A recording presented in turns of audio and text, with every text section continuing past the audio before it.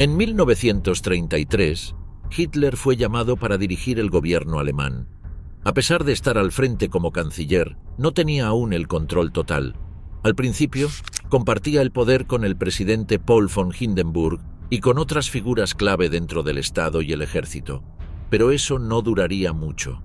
En cuanto tomó el cargo, comenzó a mover todo a su favor. El incendio del edificio del Reichstag en febrero de ese año le dio la excusa perfecta para exigir medidas urgentes.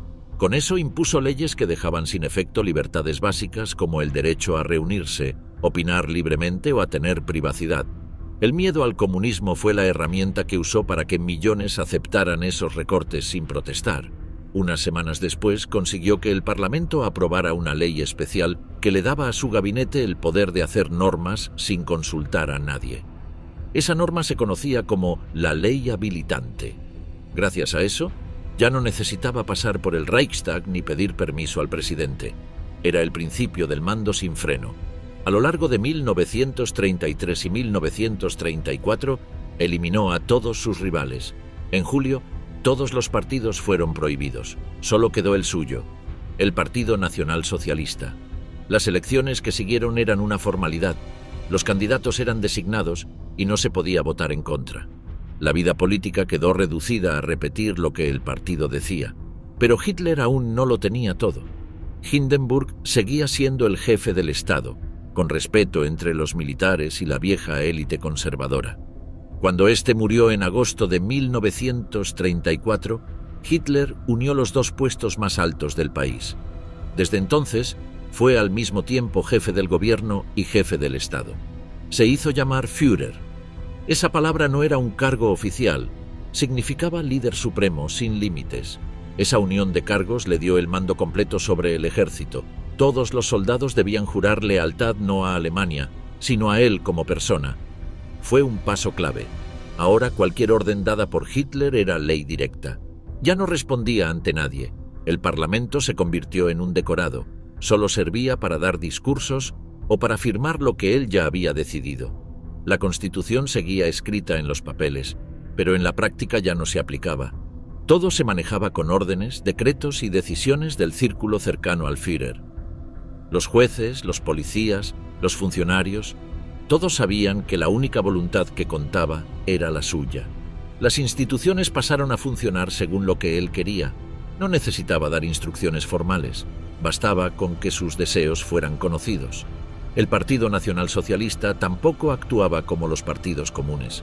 Era una red que se metía en todos los rincones de la sociedad. Desde la escuela hasta las fábricas, desde los periódicos hasta los clubes, todos estaban vigilados por miembros del partido. El mensaje era claro, no había lugar para opiniones propias. Hitler usaba la ambigüedad como método. Muchas veces no decía directamente lo que quería, pero sus subordinados sabían interpretarlo. Esa forma de dirigir generaba una competencia constante por adivinar lo que el Führer deseaba y aplicarlo antes que otros. Este estilo de mando no estaba escrito en ninguna norma, no se basaba en leyes fijas ni en reglamentos. Era una estructura donde lo único estable era la figura de Hitler en la cima. Todo lo demás podía cambiar de un día para otro. En los primeros años, muchos alemanes aceptaron el nuevo régimen sin cuestionarlo. Algunos lo veían como un orden necesario tras el caos de la República anterior. Otros simplemente tenían miedo. La Gestapo, la policía secreta del Estado, actuaba sin reglas claras. Podía arrestar, interrogar o hacer desaparecer a cualquiera sin dar explicaciones. Nadie se sentía seguro. Las cárceles comunes ya no bastaban. Se empezaron a usar campos de encierro especiales para meter a los que no encajaban. Comunistas, socialistas, judíos, opositores, críticos, sospechosos. Bastaba una denuncia, muchas veces anónima, para que alguien desapareciera por meses. El castigo no necesitaba juicio. No hacía falta demostrar nada. Solo importaba mantener el miedo vivo. La estructura del mando estaba pensada para que todo girara alrededor del Führer. Nadie podía tomar decisiones importantes sin pensar primero qué pensaría él. A veces, varios líderes del partido o del gobierno hacían lo mismo sin coordinarse, solo para asegurarse de no quedarse atrás. Era una carrera por agradar. La propaganda ayudaba a reforzar esa imagen de poder total. carteles, películas, discursos, desfiles, todo mostraba a Hitler como un salvador. No se lo presentaba como un político, sino como alguien elegido por el destino. Esa figura casi mágica se usaba para justificar cualquier decisión, por dura que fuera. Incluso quienes no estaban de acuerdo sabían que debían callar, no solo por miedo a la policía, sino porque todos a su alrededor repetían lo mismo. En la escuela, en el trabajo, en la radio, en la prensa. El mensaje era uno solo. Quien dudaba era visto como traidor. La presión venía de todos lados. El culto a la figura de Hitler no solo venía desde arriba. Muchos lo creían sinceramente. En sus discursos hablaba de orgullo, unidad, fuerza. Usaba palabras simples, directas. Prometía trabajo, orden y grandeza. En un país golpeado por la guerra, la crisis y la humillación del pasado, esas promesas tocaban fondo. El juramento al Führer fue uno de los símbolos más fuertes de ese dominio. No era solo un trámite militar. Mostraba que el centro del poder ya no era la nación, ni la Constitución, ni el pueblo. Era él. A partir de entonces, cada orden venía cargada de esa obediencia directa, personal, sin filtros. Las leyes se adaptaban según su voluntad. Si algo no estaba permitido, bastaba con cambiar la norma. Si alguien no cumplía, era removido. Si una decisión era difícil, se posponía hasta que él hablara.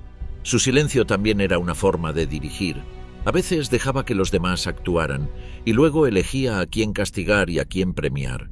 Los cargos en el gobierno se repartían de forma confusa. Varias personas podían tener funciones parecidas. Eso generaba conflictos internos que solo él podía resolver. Así mantenía el control sin tener que intervenir siempre. El caos bajo su poder le daba más fuerza. La imagen internacional de Alemania también empezó a cambiar. Algunos líderes de otros países no entendían bien cómo funcionaba ese régimen. Veían que había ministros, leyes, elecciones, pero no veían el fondo. No era un sistema de instituciones, era un sistema de obediencia. Para 1939, al comenzar la guerra, todo estaba listo. Hitler no tenía rivales, no tenía límites formales, no tenía controles externos. Cada parte del Estado respondía a su figura. La administración, la justicia, el ejército, la policía, la economía, los medios, la educación, la cultura, todo giraba en torno a él. Ese era el trono real del Tercer Reich, no hecho de oro, sino de miedo, propaganda y obediencia. Desde allí, Hitler podía mover a millones sin pedir permiso, y desde allí lanzó la mayor destrucción que Europa había visto. La ilusión de un dios invencible, como Goebbels fabricó el mito de Hitler en 1939. Cuando estalló la guerra en septiembre de 1939, Hitler ya no era solo un político en Alemania. Para millones era algo más. No lo seguían por conveniencia, lo adoraban. Esa imagen no surgió sola. Fue construida con precisión por Joseph Goebbels, el jefe de propaganda del régimen. Él entendía que para gobernar con poder total no bastaba con eliminar enemigos. Había que conquistar mentes. Goebbels usó todos los medios posibles: prensa, cine, radio, carteles, libros, canciones, obras de teatro. Todo estaba al servicio de un solo mensaje. El Führer era sabio, justo, fuerte y siempre tenía razón. Cada victoria, cada discurso, cada decisión era presentada como una prueba más de su grandeza. En la radio, Hitler se escuchaba con una claridad que llegaba a cada rincón del país. Millones de hogares tenían el aparato encendido cuando hablaba. Su tono, su ritmo, sus pausas, todo estaba pensado. No se trataba solo de informar, se trataba de emocionar, de lograr que cada palabra se sintiera como una verdad absoluta.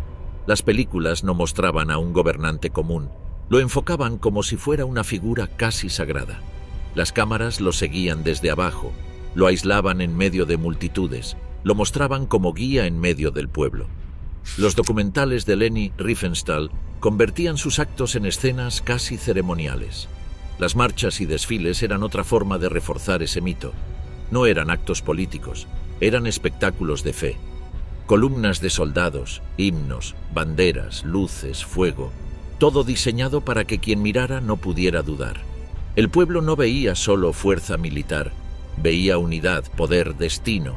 Cada aniversario, cada fecha especial era una oportunidad para repetir el mensaje. La llegada al poder, el día de su nacimiento, las elecciones del pasado. Todo era recordado como parte de un camino glorioso. Se creaba una sensación de continuidad, de misión cumplida paso a paso. Goebbels sabía que el mensaje debía entrar desde niños. En la escuela los libros hablaban de Hitler como un ejemplo. Se leía sobre su juventud, sus luchas, sus ideas, no como temas de historia, sino como enseñanzas de vida. Los maestros repetían sus frases y los alumnos las memorizaban. Los niños cantaban canciones donde su nombre era central. Las juventudes hitlerianas no eran solo grupos deportivos, eran instrumentos de formación ideológica. Enseñaban que obedecer al Führer era como obedecer a un padre, o incluso más, que dudar de él era como traicionar a la patria. En los pueblos, la figura de Hitler estaba en cada rincón. Cuadros en oficinas, bustos en plazas, saludos obligatorios, discursos leídos en voz alta. Todo giraba en torno a su persona. No se trataba de conocerlo, se trataba de creer en él, de sentir que era el único que podía guiar al país. Las noticias no mostraban errores ni fracasos. Si algo salía mal, se explicaba como culpa de enemigos internos, de saboteadores, de potencias extranjeras. Si algo salía bien, era porque él lo había previsto. El mito se reforzaba con cada informe, con cada imagen, con cada número. Incluso las decisiones más duras eran justificadas con su figura. Si se arrestaba a miles sin juicio, era para proteger su obra. Si se invadía otro país, era porque él buscaba la paz. Si se cerraban diarios, era porque lo atacaban injustamente. La lógica se invertía. Primero venía él, luego los hechos. Para 1939, Goebbels había logrado lo que buscaba. La mayoría del pueblo no veía a Hitler como un simple jefe, lo veía como alguien enviado por la historia, no como un líder más, sino como el único posible, como un destino inevitable. A medida que se acercaba la guerra, Goebbels no solo intensificó la propaganda, la adaptó. No bastaba con mostrar a Hitler como un genio político. Ahora debía ser también un líder militar, alguien que entendía la guerra mejor que sus generales. Las imágenes cambiaron. Ya no eran solo discursos y multitudes. Ahora aparecía con mapas, rodeado de uniformados, decidiendo el futuro del continente. En los periódicos se escribía que sus órdenes habían sido decisivas en maniobras complejas, que había anticipado movimientos enemigos, que sus decisiones habían salvado a miles. Aunque no se dieran pruebas, nadie pedía explicaciones. Su palabra bastaba. Se convirtió en símbolo de victoria incluso antes de ganar. Cuando las tropas cruzaron la frontera hacia Polonia, los noticieros lo presentaron como el momento que había previsto desde hacía años. Se usaron fragmentos de discursos viejos donde hablaba de los tratados injustos, del sufrimiento alemán, del derecho a recuperar territorio. Así se creaba la imagen de un plan largo, coherente, inevitable. La propaganda repetía que Hitler no quería la guerra, que había sido forzado por otros, que su único objetivo era proteger al pueblo. Esta imagen de líder reticente, que actúa solo por deber, reforzaba su aura. No era ambicioso, era responsable. No era agresivo, era justo. Goebbels cuidaba cada detalle. Si Hitler saludaba a una madre, esa imagen recorría el país. Si caminaba entre soldados heridos, era portada. Si hablaba con niños, se convertía en póster. Cada foto era una pieza más del retrato. Una figura cercana pero intocable. Humilde pero poderosa. Los documentales mostraban la guerra con música heroica. Las bombas eran fuego justo.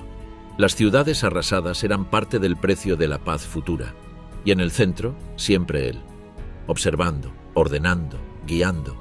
Aunque estuviera lejos del frente, las imágenes lo colocaban allí. Como si no hubiera batalla sin su mirada. Se editaban libros con sus frases destacadas, colecciones de discursos, álbumes de fotos, todo pensado para que el ciudadano común pudiera tener una parte del Führer en casa. Era una forma de tenerlo cerca, de sentir que hablaba con uno, que estaba en la cocina, en el taller, en la escuela. Incluso los silencios eran calculados. Cuando no aparecía por días, se decía que estaba pensando, que estaba planeando algo grande. La espera se volvía parte del mito, como si su simple ausencia generara misterio, expectativa, fe.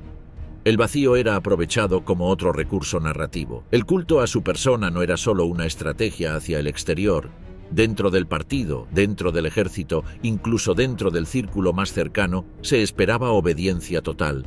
No se discutía, no se proponía, se cumplía. Quien dudaba, quedaba fuera. Quien se atrevía a sugerir otra idea era visto como traidor. Goebbels eliminaba cualquier voz que pudiera empañar la imagen. Revistas extranjeras, emisoras críticas, comentarios de viajeros, todo era vigilado. Si algo podía sembrar duda, se silenciaba. Si no se podía callar, se desmentía. Si no se podía negar, se tergiversaba. La verdad no importaba, solo el retrato.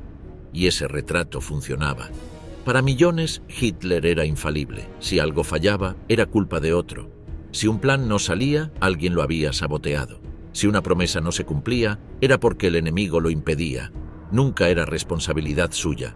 Nunca había error en su juicio. Este mito, fabricado a diario con todos los recursos del Estado, no era solo una fachada. Era un escudo, un arma, una herramienta de control. Porque mientras la gente creyera que él no podía equivocarse, tampoco podrían oponerse. ¿Cómo resistirse a alguien perfecto? Así, en 1939, mientras Europa se preparaba para el desastre, dentro de Alemania millones no solo aceptaban a Hitler, lo veneraban. Y todo eso, paso a paso, lo había construido Joseph Goebbels. La máquina bélica del Führer, ejército, armamento y fuerzas aéreas. En 1939, el ejército alemán ya había dejado atrás las limitaciones impuestas tras la Primera Guerra Mundial. Desde 1933, Hitler había empezado a fortalecer sus fuerzas en secreto. Para 1935, esa expansión se hizo pública y el reclutamiento obligatorio fue una realidad. El objetivo estaba claro: contar con una fuerza militar capaz de ejecutar sus planes de conquista. El ejército de tierra, conocido como Heer, fue la columna vertebral del poder bélico nazi. Para la campaña en Polonia, Alemania logró movilizar alrededor de 3 millones de hombres. Esa fuerza se organizó en aproximadamente 100 divisiones, cada una con un propósito definido y un equipamiento distinto.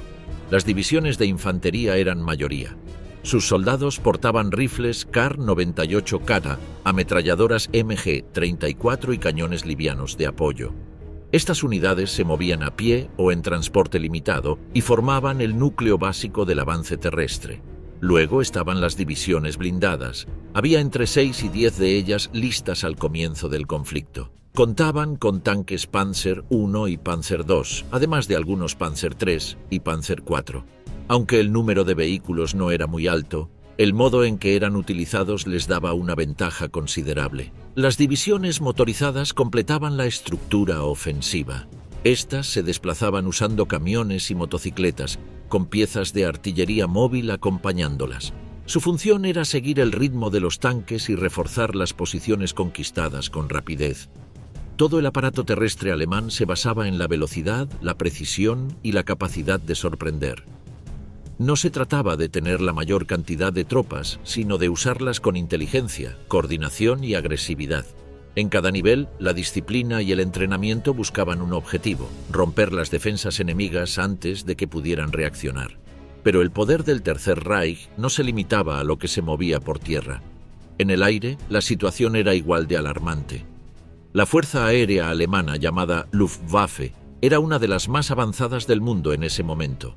Su desarrollo había sido rápido y meticuloso. Uno de sus pilares eran los cazas Messerschmitt Bf-109.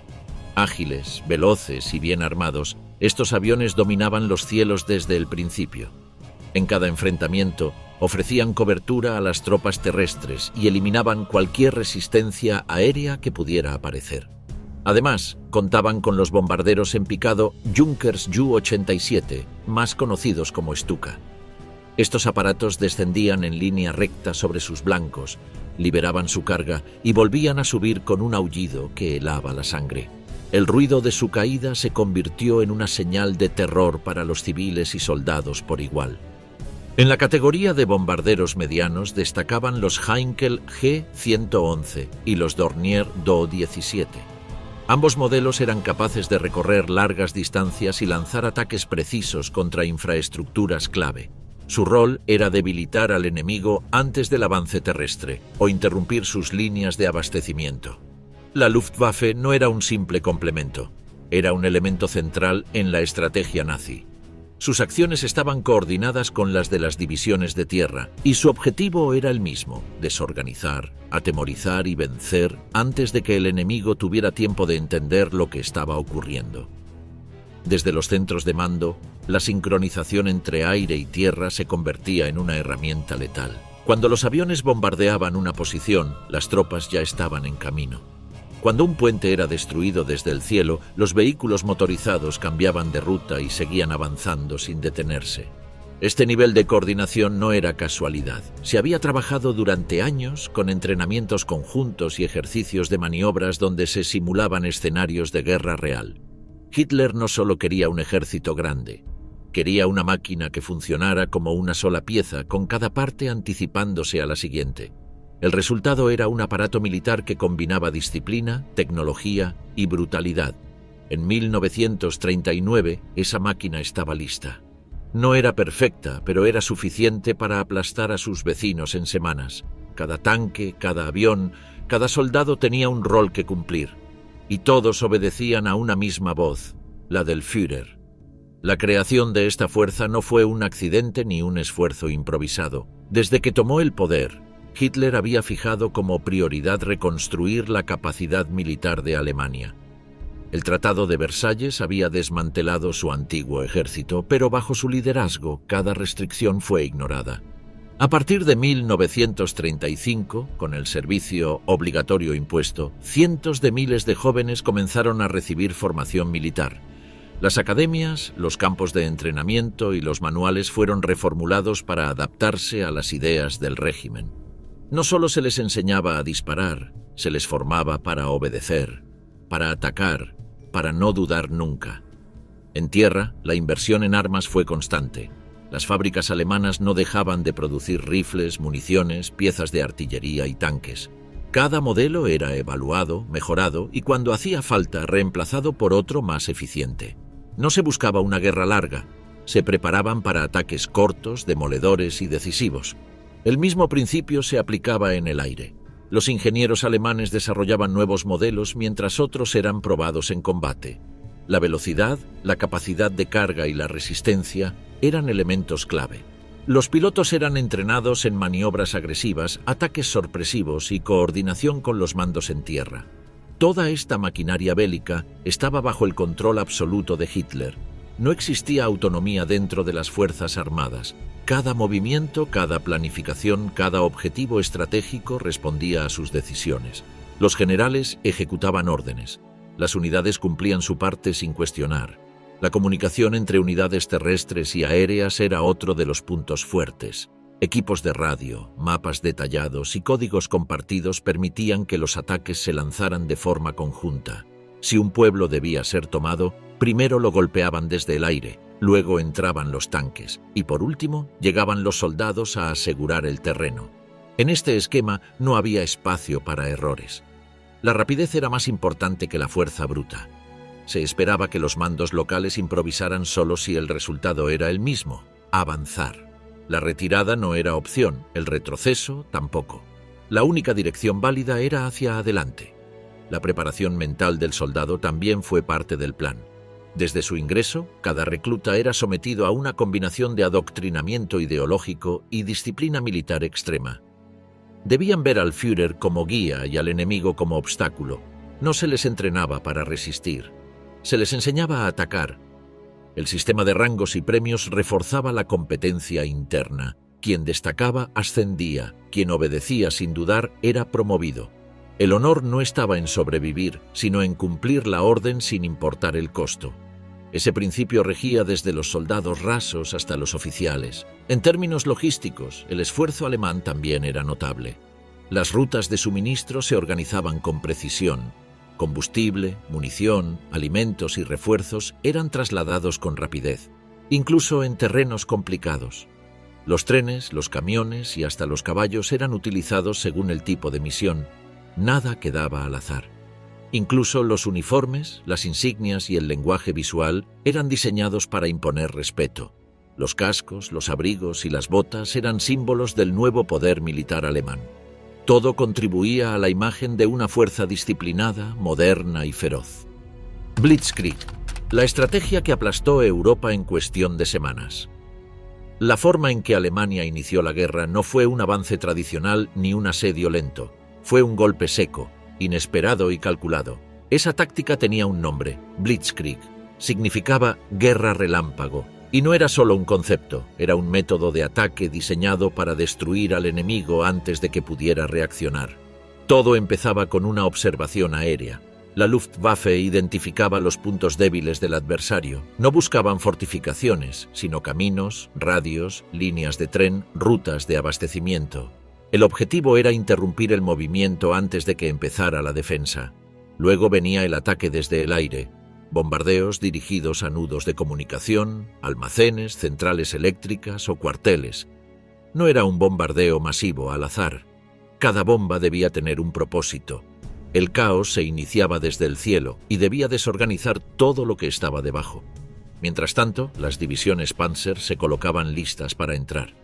No eran muchas, pero eran veloces. Entraban por huecos en las líneas del enemigo, se metían por zonas donde no se esperaba un ataque fuerte. No se detenían a luchar en cada pueblo. Su misión era seguir avanzando hasta llegar al fondo de la estructura enemiga. En paralelo, las tropas motorizadas seguían a los tanques. Llevaban consigo artillería ligera, ametralladoras y soldados listos para asegurar las zonas recién atravesadas. Donde pasaba un tanque, detrás llegaba un escuadrón que tomaba el control del terreno, cerraba las salidas y preparaba defensas ante un posible contraataque. Las unidades de infantería más lentas se encargaban del resto. No estaban ahí para avanzar rápido, sino para asegurar lo conquistado. Barrían las zonas, controlaban edificios, arrestaban a quienes se resistían. No se permitía que ninguna zona retrocediera a manos enemigas. Este avance en capas era coordinado por radio. Los mandos sabían en tiempo real lo que pasaba. Si un avance se detenía, otro lo rodeaba. Si una unidad perdía contacto, se enviaba otra a cubrir el vacío. Todo estaba sincronizado. No había pausas, no había respiro. El enemigo, por lo general, no entendía qué estaba pasando. Cuando veía aparecer los aviones, ya era tarde. Cuando oía los tanques, los teléfonos ya no funcionaban. Cuando intentaba organizar una defensa, los mandos estaban cortados. Cuando buscaba refuerzos, los caminos estaban bloqueados. Los soldados alemanes no buscaban una línea de frente estable. No construían trincheras. No esperaban al enemigo. Su propósito era romper, dividir y tomar. Cada hora contaba. Cada día debía representar kilómetros ganados. El tiempo era más valioso que el número de bajas. Los civiles también formaban parte del objetivo, no por ataques directos, sino por la desestabilización, la caída del orden local, la confusión, la huida masiva, el miedo colectivo. Todo eso ayudaba a que los ejércitos enemigos se encontraran en medio de un entorno caótico, difícil de defender. El diseño de la Blitzkrieg exigía que cada parte cumpliera con precisión su tarea. Si la aviación no debilitaba, los tanques no podían avanzar. Si los tanques se atascaban, las tropas quedaban expuestas. Si los mandos no reaccionaban rápido, se perdía el impulso. Por eso cada actor debía actuar con máxima rapidez. Este método fue puesto a prueba en septiembre de 1939, con la invasión a Polonia. Las ciudades fueron bombardeadas mientras las divisiones avanzaban. Varsovia cayó después de semanas de presión ininterrumpida. La velocidad dejó al país sin tiempo para organizarse, y cuando Europa pensaba que se trataba de un caso aislado, Alemania lo volvió a hacer. Lo repitió en Dinamarca, luego en Noruega. Pero el golpe más duro fue en mayo de 1940. El blanco era Francia. El plan para atacar Francia no era una copia de lo que se había hecho en la Primera Guerra Mundial. Esta vez no se trataba de pelear en las mismas trincheras, ni de avanzar lentamente. El nuevo ataque apuntaba al corazón, no al borde. Alemania no intentó entrar por donde se le esperaba. Esquivó la línea Maginot, ese sistema defensivo que los franceses habían reforzado durante años. En su lugar, los tanques se dirigieron hacia las Ardenas, una zona boscosa, montañosa, donde se creía que un ejército blindado no podría pasar. Pero pasó, y lo hizo con fuerza. Las unidades Panzer rompieron la línea por ese flanco, avanzaron rápido, cortaron las comunicaciones y dejaron a cientos de miles de soldados aliados desconectados entre sí. Mientras tanto, la Luftwaffe bombardeaba puentes, carreteras, nodos ferroviarios.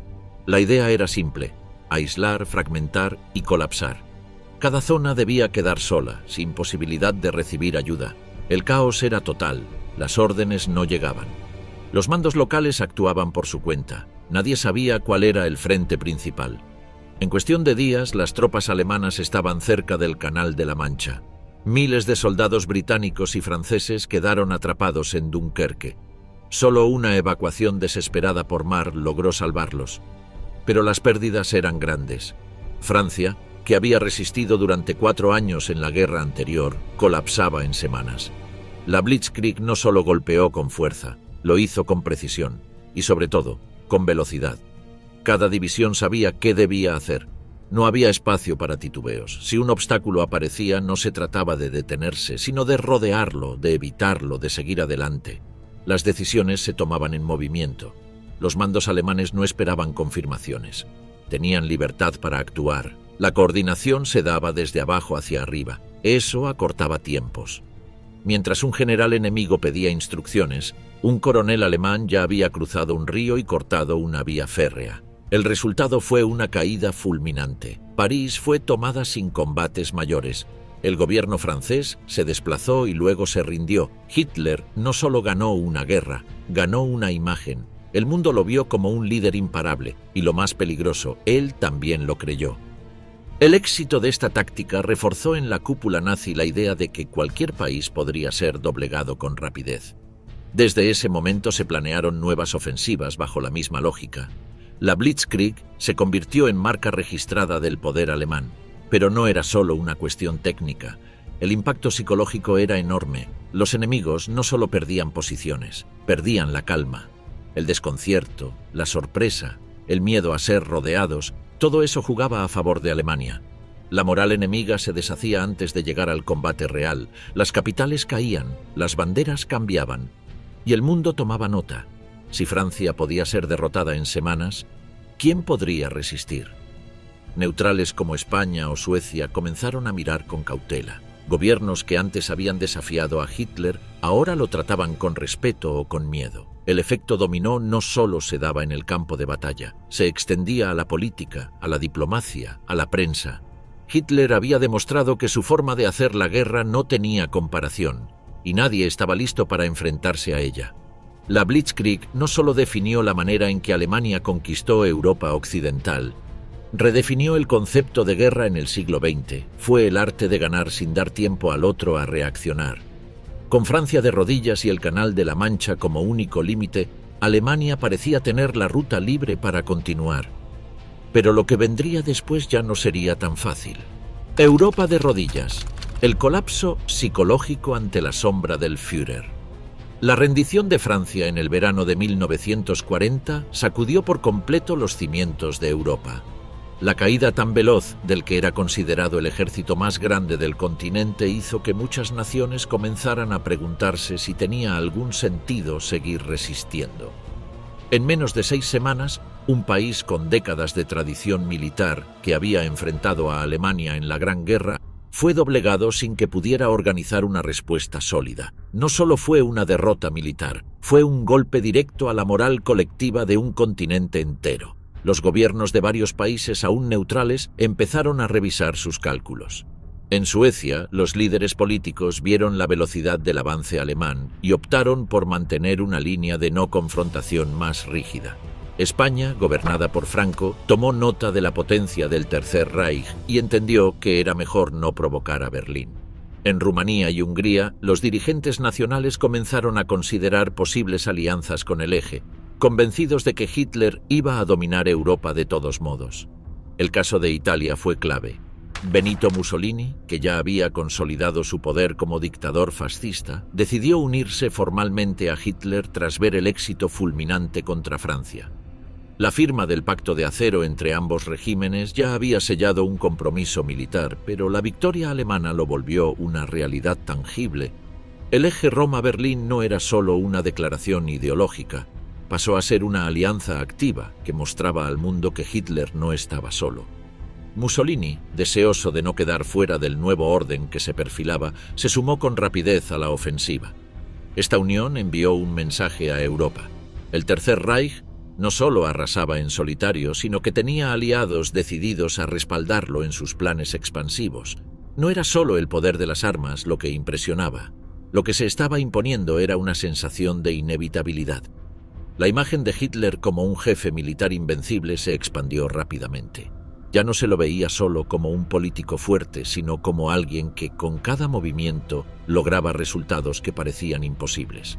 Los diarios de toda Europa reportaban con asombro la toma de París, la rendición francesa y el desfile de tropas alemanas por los Campos Elíseos. La fotografía del Führer frente a la Torre Eiffel se convirtió en símbolo de su victoria total. Esa fotografía recorrió el mundo. No solo los países europeos tomaron nota. En América Latina, en Asia, incluso en los Estados Unidos, el mensaje era claro: Alemania estaba ganando, y lo hacía de una forma que nadie había anticipado. Lo que durante años había parecido una amenaza ahora parecía una realidad instalada. El miedo a la derrota era más fuerte que la voluntad de oponerse. Las voces que antes reclamaban resistencia ahora hablaban de prudencia. Muchos líderes se convencieron de que oponerse a Hitler sería suicida. Algunos empezaron a hablar de paz por separado, otros buscaron establecer vínculos diplomáticos con el régimen nazi. Había una idea que se repetía en los pasillos del poder de muchas capitales europeas. Si Francia no pudo, ¿qué podemos hacer nosotros? La rapidez de la ofensiva, la precisión de los ataques y la coordinación de los ejércitos alemanes alimentaban esa sensación de impotencia. Las democracias occidentales que aún no habían sido atacadas entraron en crisis. El Reino Unido se preparaba para una posible invasión. La prensa británica discutía si sería mejor intentar un acuerdo con Berlín o seguir resistiendo en soledad. Algunos miembros del Parlamento consideraban que continuar la guerra era una causa perdida. Las declaraciones públicas eran firmes, pero en privado muchos altos mandos estaban convencidos de que el futuro era sombrío. Los servicios de inteligencia de varios países señalaban que el avance alemán no mostraba signos de desaceleración. No era solo una victoria más, era una cadena de éxitos militares, políticos y psicológicos. El Führer no solo estaba conquistando territorios, estaba quebrando la voluntad de luchar. Había una mezcla de temor, admiración y resignación en el ambiente. Algunos pensaban que tal vez había que adaptarse a la nueva realidad, que tal vez era momento de rendirse, antes de que todo empeorara. Hitler lo sabía. Aprovechaba esa imagen de invulnerabilidad en sus discursos. Cada palabra que decía en público era cuidadosamente planeada para reforzar la idea de que el Tercer Reich era imparable. La propaganda alemana explotaba al máximo cada victoria. Las emisoras de radio transmitían constantemente los logros del ejército alemán. Las imágenes de columnas de tanques avanzando, ciudades cayendo y soldados enemigos rindiéndose eran mostradas una y otra vez. La moral de las poblaciones no combatientes comenzaba a resquebrajarse. En Bélgica y Países Bajos, las personas que antes se burlaban de Hitler ahora callaban. En Suiza la preocupación creía.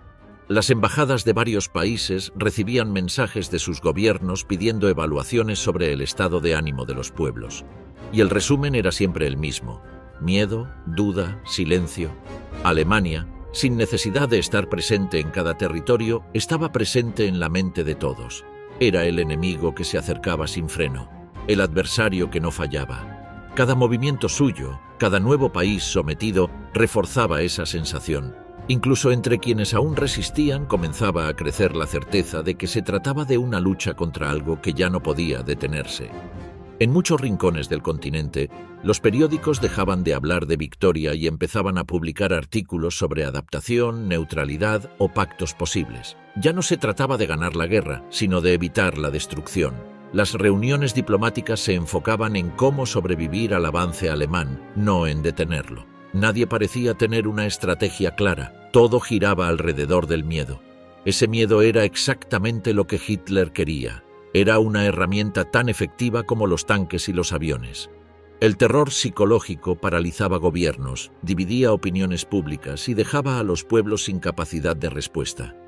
La idea no era solo destruir al enemigo, sino que el enemigo se destruyera solo, desde adentro, antes de que llegara el primer disparo. En muchos casos, eso fue lo que pasó. Los discursos del Führer después de la caída de Francia tenían un tono calculado. No gritaba, no insultaba. Solo hablaba con seguridad absoluta, como si ya supiera que nadie podía detenerlo. Esa postura reforzaba la percepción de que era un conductor invencible, un jefe que no necesitaba justificar nada, porque cada acción suya se traducía en un éxito inmediato. El efecto sobre el resto del mundo era devastador. En las embajadas, los diplomáticos enviaban reportes preocupantes. Decían que incluso los líderes enemigos estaban empezando a actuar con resignación, que no se veía iniciativa, que se discutía más cómo evitar caer en desgracia que cómo resistir al régimen nazi. El impacto psicológico de las victorias alemanas era tan fuerte que alteraba la voluntad de lucha de países enteros sin que se disparara una sola bala. Incluso en Estados Unidos, que todavía no había entrado al conflicto, el tema estaba en boca de todos. Algunos sectores de la sociedad empezaron a pensar que intervenir era inútil. Otros, más preocupados, advertían que dejar a Hitler avanzar sin oposición sería un error irreversible. Pero todos coincidían en algo. Lo que estaba pasando en Europa era algo nunca visto. Una mezcla de velocidad, precisión, propaganda y miedo que nadie sabía cómo enfrentar. La combinación entre propaganda interna, victoria externa y terror psicológico formaba un círculo perfecto. Hitler no necesitaba estar en cada país para someterlo. Bastaba con que los gobiernos pensaran que no podían ganar. Bastaba con que la población sintiera que la derrota era inevitable. En ese ambiente, las decisiones se tomaban desde el temor, no desde la estrategia. Las señales del colapso eran claras. Muchos gobiernos comenzaban a perseguir opositores internos que hablaban de resistencia. No porque simpatizaran con Alemania, sino porque temían que cualquier movimiento que irritara a Berlín los pusiera en la lista de invasión. En otros casos, los propios ciudadanos empezaban a pedir acuerdos con los nazis, convencidos de que era lo único que los salvaría. Frente a todo esto, Hitler no hacía más que avanzar. Polonia, Noruega, Dinamarca, Países Bajos, Bélgica, Francia. Cada nuevo país agregado a la lista era una prueba más de que el régimen nazi no tenía freno. Cada frontera cruzada era una señal para los que quedaban. Pronto les tocaría a ellos. Y si no se adaptaban a tiempo, el costo sería aún mayor. El mito del genio militar, el jefe infalible, el comandante que siempre tenía razón, fue creciendo sin oposición. Ya no era necesario que la propaganda lo dijera. Los hechos lo confirmaban. Las capitales caían. Las tropas se rendían. Los tratados se firmaban bajo presión. La figura de Hitler se elevaba como un símbolo de poder total. Ya no era solo temido, era asumido como inevitable. Esta percepción se instaló con tanta fuerza que, incluso entre los que lo odiaban, comenzó a aparecer una sensación de impotencia. Se decía que enfrentarlo era como chocar contra una muralla, que no se podía razonar con él, ni superarlo, ni evitarlo. Solo quedaba una opción: intentar no ser su próximo objetivo. Esa era la psicología de Europa en 1940. La victoria de Hitler en Francia no fue solo un éxito militar. Fue un terremoto emocional que rompió la confianza de naciones enteras. Una sacudida que hizo que muchos bajaran los brazos antes de luchar. El Führer entendió el valor de ese triunfo psicológico y lo usó como arma principal en los meses que siguieron. Porque conquistar con tanques era importante, pero someter con miedo era aún más efectivo. Explotar para vencer. Recursos, industria y esclavitud al servicio del Reich. Cuando el ejército alemán ocupó Europa occidental, no solo se trataba de avanzar con armas, también era una conquista económica. En cada ciudad tomada se sumaban fábricas, caminos, minas, puertos y millones de personas que ahora debían trabajar para el régimen. La ocupación no solo servía para mostrar poder militar, sino para alimentar toda la maquinaria del Reich.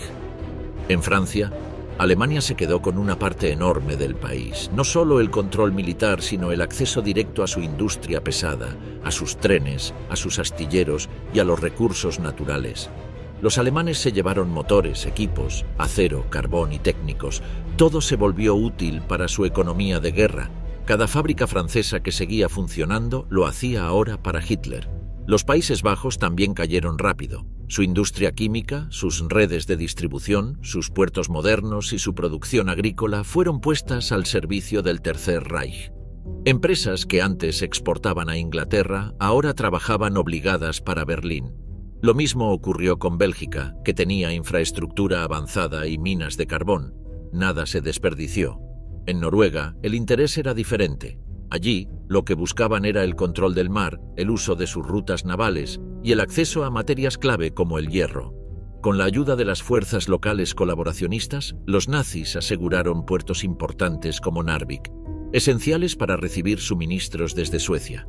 Esa posición estratégica les daba ventajas navales y acceso a metales que necesitaban con urgencia.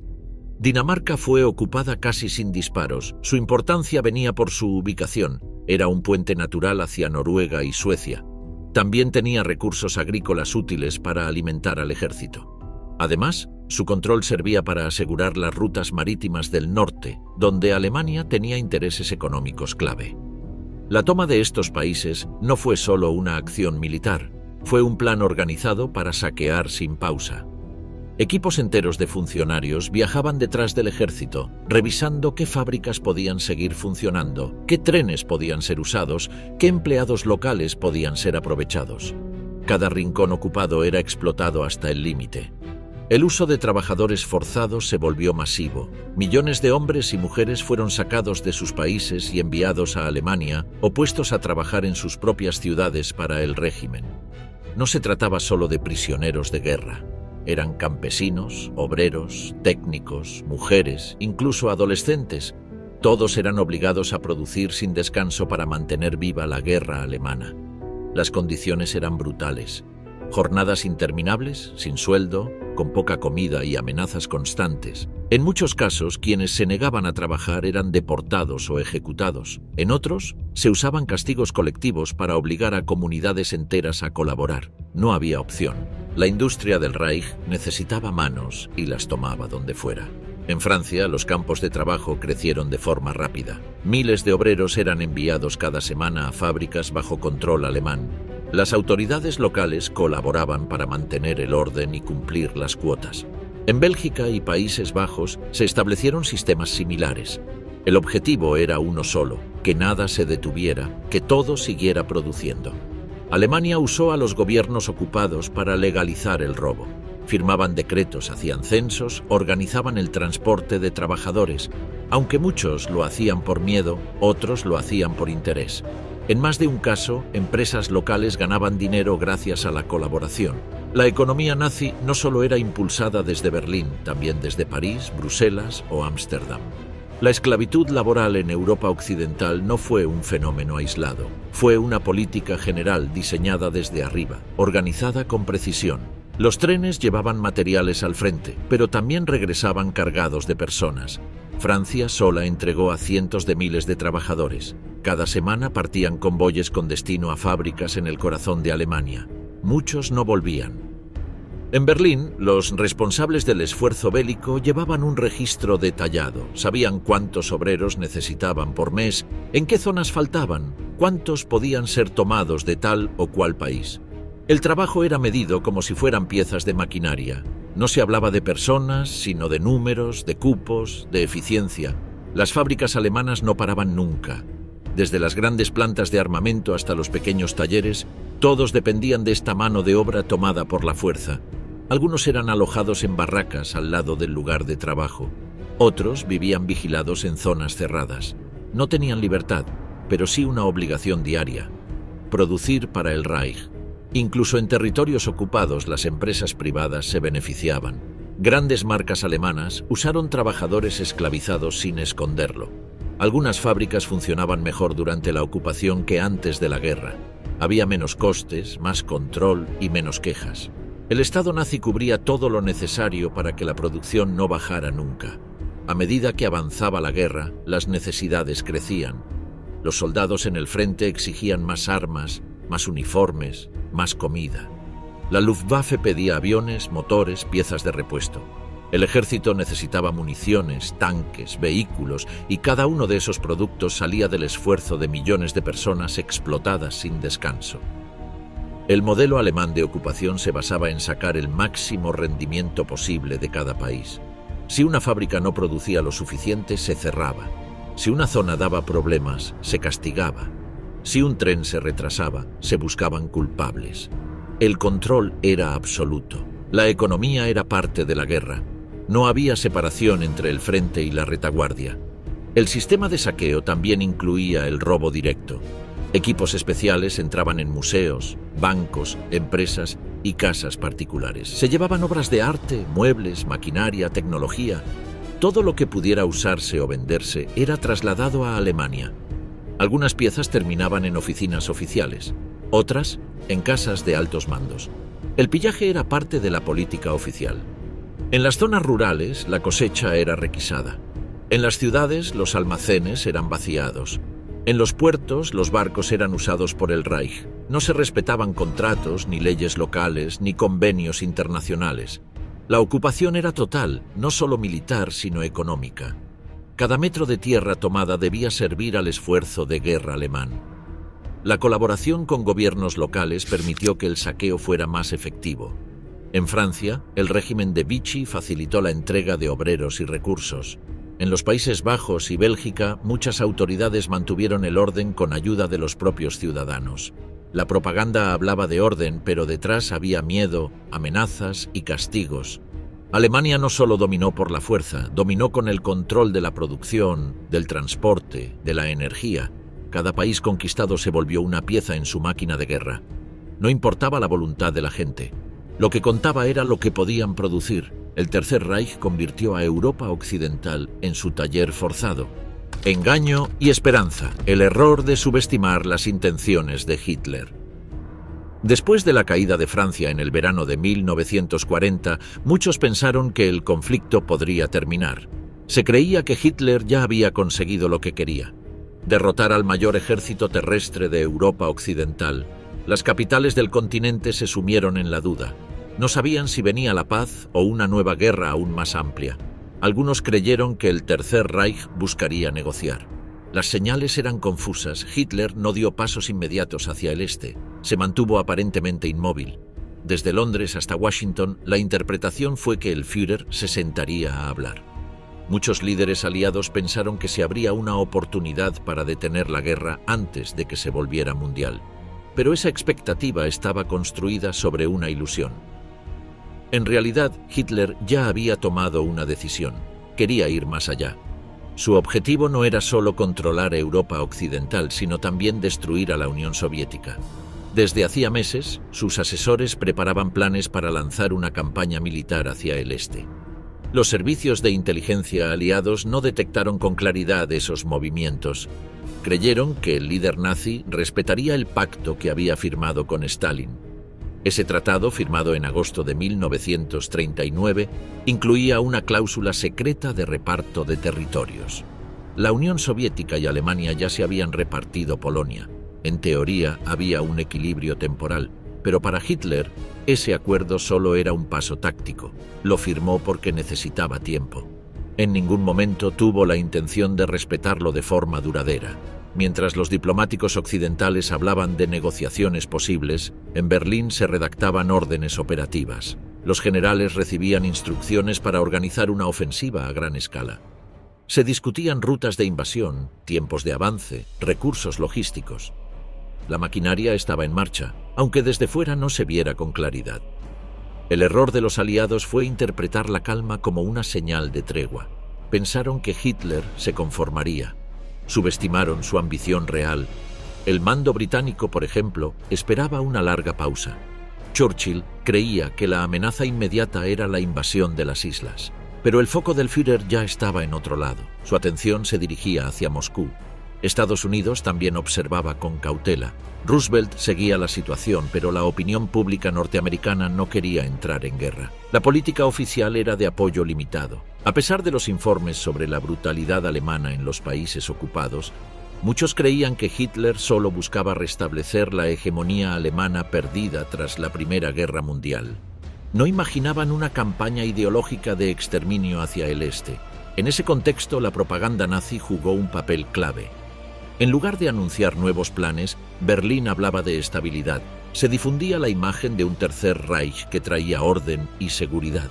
Se evitaban declaraciones provocadoras. El Ministerio de Propaganda redujo los discursos incendiarios. Parecía que todo se calmaba, justo cuando se preparaba la tormenta. Los altos mandos nazis sabían que el factor sorpresa era esencial. Cada día de espera reforzaba la falsa sensación de calma en sus oponentes. Mientras tanto, los trenes militares se desplazaban en silencio hacia la frontera oriental. Las divisiones recibían instrucciones específicas, se estudiaban los terrenos, los ríos, las rutas ferroviarias. La invasión no era una opción hipotética, ya tenía fecha aproximada. Durante ese tiempo, la diplomacia seguía en su juego. En las reuniones internacionales se hablaba de posibles tratados. Algunos gobiernos neutrales hacían de intermediarios. El Vaticano ofreció su mediación. Pero el Tercer Reich no estaba interesado en pactos duraderos. Usaba el diálogo solo como cortina, ganaba tiempo, desviaba la atención y reforzaba su poder militar en secreto. Las potencias occidentales, aún recuperándose del golpe en Francia, no podían imaginar un nuevo frente. En París, el gobierno colaboracionista tampoco esperaba una nueva guerra en el este. Los diplomáticos franceses, desde sus puestos en Berlín, enviaban informes tibios. No veían el movimiento real. Pensaban que Alemania consolidaba su dominio y que la prioridad era mantenerlo ya ganado. Pero los planes de Hitler iban mucho más allá. En sus círculos privados, el Führer hablaba de la destrucción del bolchevismo como una misión inevitable. La guerra contra la Unión Soviética no era solo estratégica, era ideológica. El enemigo no era solo militar, era racial y político. El objetivo era eliminar a millones de personas, destruir ciudades, ocupar tierras y establecer un nuevo orden. Mientras tanto, los aliados cometían otro error, sobreestimar el valor de sus disuasiones. Creían que la amenaza de un conflicto global frenaría a Hitler. Pensaban que el recuerdo de la Primera Guerra Mundial, aún fresco en Europa, detendría cualquier locura. Pero el régimen nazi no funcionaba con esa lógica, no buscaba evitar una guerra mundial, sino provocar una bajo sus propios términos. En Berlín, el Estado Mayor trabajaba sin descanso. Se perfeccionaban detalles técnicos, se movilizaban reservas de combustible y municiones, se calculaban distancias, se ajustaban calendarios. La Operación Barbarroja, aunque aún no tenía ese nombre, ya estaba viva en borradores, reuniones y mapas secretos. Todo ese despliegue pasó desapercibido para muchos gobiernos, se aferraban a una esperanza que no tenía base. Pensaban que aún había tiempo, que el dictador podía ser razonable, que no cruzaría ciertos límites, pero el límite ya estaba decidido y estaba por romperse. Cuando parecía que nada indicaba una expansión más allá de Europa, Berlín dio un paso inesperado que alteró aún más el equilibrio global. En septiembre de 1940, el Tercer Reich firmó junto a Italia y Japón el llamado Pacto Tripartito. Este acuerdo no solo formalizó la cooperación militar entre las tres potencias, sino que proyectó la imagen de un eje capaz de desafiar a las democracias occidentales en todos los frentes posibles: Europa, Asia y el Pacífico. Para muchos observadores, aquello ya no era una guerra continental, sino el preludio de un conflicto planetario. La inclusión de Japón en esta alianza disparó las alarmas en Washington. El mensaje era claro: si Estados Unidos intervenía en Europa, corría el riesgo de abrir un frente simultáneo en Asia. Hitler había encontrado en Tokio un socio estratégico que, aunque con objetivos distintos, compartía el rechazo al orden internacional establecido. Esta coordinación aumentó la percepción de que Alemania estaba construyendo una red global de poder, difícil de contener. A ojos de los líderes aliados, la firma del pacto reforzaba la idea de que Hitler no pensaba en treguas ni negociaciones. Mientras algunos aún creían posible un acuerdo de paz, el Führer tejía alianzas militares con alcance mundial. Esa disonancia entre los gestos diplomáticos y las acciones reales fue una de las causas del error de cálculo, porque mientras los aliados hablaban de estabilidad, Hitler ya preparaba la expansión del conflicto más allá de cualquier frontera. El engaño fue completo, la esperanza inútil. El mundo acababa de entrar en una nueva etapa de horror. El miedo. Desde el aire, bombardeos nazi y terror como arma psicológica global. En los primeros días de la guerra, el cielo se convirtió en un nuevo frente. La Luftwaffe, ya consolidada como una de las fuerzas aéreas más modernas del planeta, no solo tenía el papel de apoyar al ejército en tierra, su verdadero poder residía en su capacidad para infundir miedo a gran escala. Desde los primeros vuelos sobre Polonia, los aviones alemanes sembraron terror como parte de una estrategia planificada. Varsovia fue uno de los primeros blancos. La capital polaca fue golpeada desde el aire con una intensidad nunca antes vista. No se trataba solo de destruir objetivos militares. El ataque estaba diseñado para quebrar la resistencia civil. Hospitales, escuelas, mercados y calles llenas de refugiados fueron bombardeadas sin piedad. Miles de personas murieron en pocos días. El mensaje era claro. El enemigo no tenía dónde esconderse, ni siquiera bajo techo. Rotterdam fue otro ejemplo. En mayo de 1940, cuando la ofensiva nazi avanzaba sobre los Países Bajos, la ciudad recibió un ataque brutal. A pesar de que las autoridades holandesas ya negociaban la rendición, la Luftwaffe soltó sus bombas. En pocos minutos, el centro quedó reducido a escombros. Más de 800 personas murieron, decenas de miles quedaron sin casa. El objetivo no era militar. Era enviar una señal al resto de Europa. Resistirse al Reich traía consecuencias inmediatas y devastadoras. La técnica empleada combinaba precisión con espectáculo. Los Stuka, bombarderos en picado, tenían una sirena instalada en su tren de aterrizaje. Al descender en ataque, ese ruido agudo se volvía ensordecedor. No era un fallo mecánico, era parte del plan. El sonido generaba pánico antes de que cayera la primera bomba.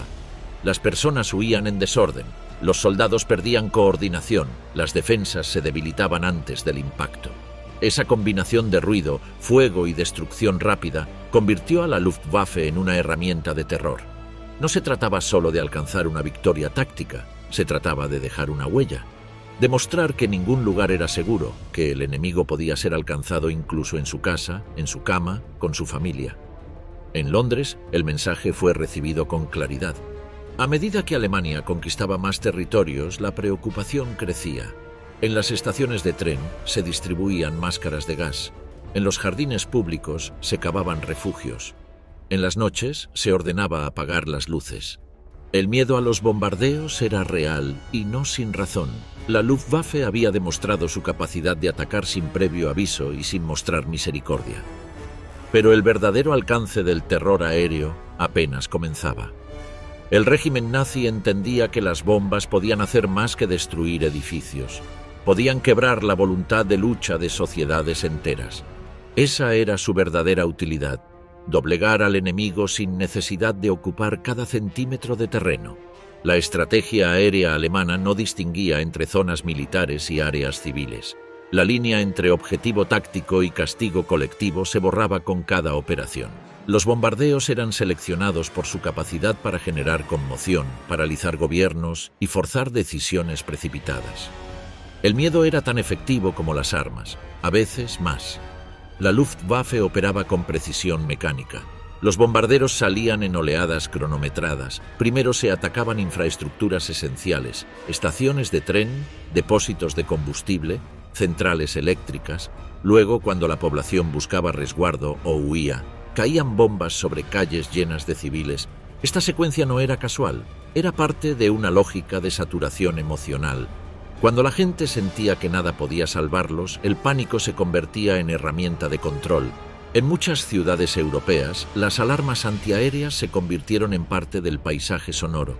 Las familias dormían en sótanos, los niños llevaban cascos al colegio. En pocos meses, vivir bajo la amenaza constante del cielo cambió la vida cotidiana de millones. En los mapas de los mandos nazis, cada blanco no era solo un punto estratégico, era un símbolo de poder, una oportunidad para quebrar el espíritu de una nación entera. Los bombardeos sobre Londres, que vendrían después, seguirían ese patrón. Aunque en esta fase aún no se había desatado la campaña total conocida como el Blitz, los primeros vuelos alemanes sobre suelo británico ya mostraban la intención de Hitler.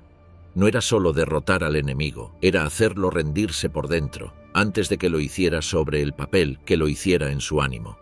El terror aéreo era tan meticuloso como el resto del engranaje nazi. Las cámaras registraban los efectos, los periódicos alemanes lo amplificaban. Las ruinas servían como advertencia visual. Si en Varsovia y Rotterdam el enemigo se quebraba, ¿por qué no también en París o en Moscú? Las bombas no solo hablaban, gritaban. Cada ataque reforzaba la imagen de una Alemania omnipresente. No bastaba con ganar terreno, había que ocupar el cielo, hacer sentir que no había resguardo, que el poder del Führer podía caer desde lo alto cuando menos se esperaba, sin importar la distancia. Así, en el año 1939, el terror se convirtió en doctrina. La guerra ya no era solo de ejércitos, era una lucha de nervios, de resistencia emocional. Y en ese terreno, la Luftwaffe se había convertido en la fuerza más temida del planeta. El dominio absoluto de Hitler sobre Alemania no fue producto del azar ni de una sola victoria militar. Fue el resultado de una maquinaria perfectamente engranada que combinó poder estatal, control ideológico, terror, propaganda y estrategia global. En menos de una década, el Tercer Reich se transformó en un sistema donde todo giraba en torno a una sola figura. Entender cómo ocurrió no es solo revisar la historia, sino enfrentar las consecuencias de haber subestimado el poder de una dictadura total.